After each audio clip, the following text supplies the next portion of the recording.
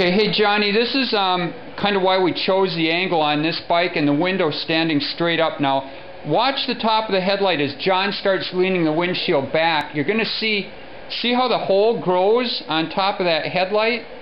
I mean, it gets, the more worse, the further back it goes. Now, John will tip it back forward and just watch, and that closes it up. And you'll notice that it really doesn't change the overall height on the bike itself. It just opens and closes that hole. We've got the wheel turned towards camera because as John will kind of straighten it out here a little bit, watch to camera, the right hand side of that. Now watch what looks like his left, my right. See how the gap over on this side of the headlight starts to show in here? That's why, now he'll bring it back towards camera, and now watch that hole close up.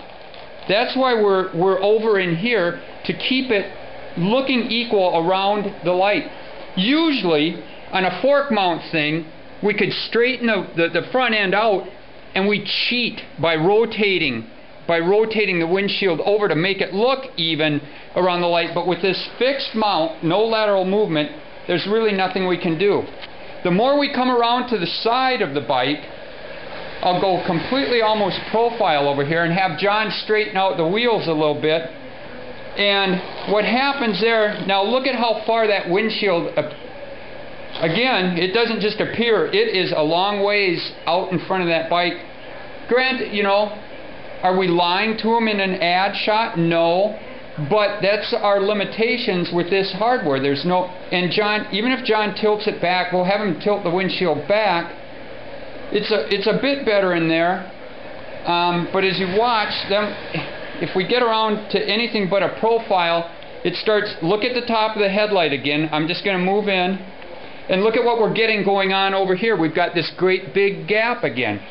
So, if anything, it would have to be a complete profile with the windshield tilted all the way back over in here, but I still think the front on, where we have the camera, is probably the best option for this. Hope you can take a look at the video.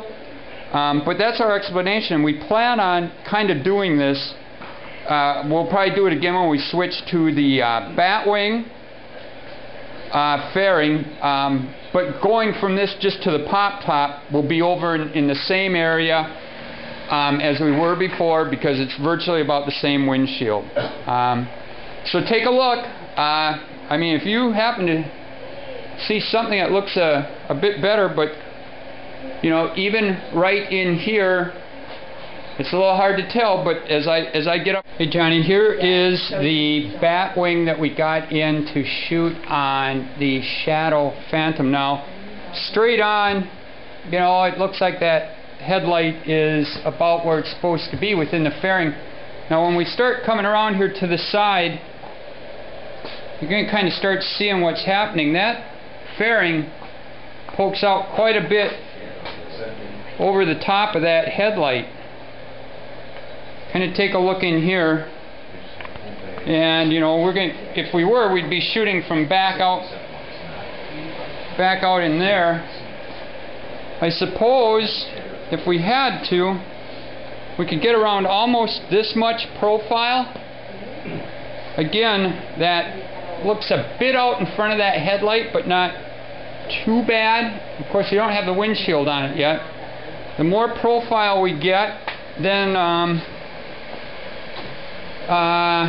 we do get the headlight out of the deal. This is kind of a tough one. We're going to be uploading this, and we'll probably try to get your input before we even shoot. Again, I start coming around here to the front. Let me turn the bars quick here, see if that gets us anything. Okay, we'd have a full lock in there.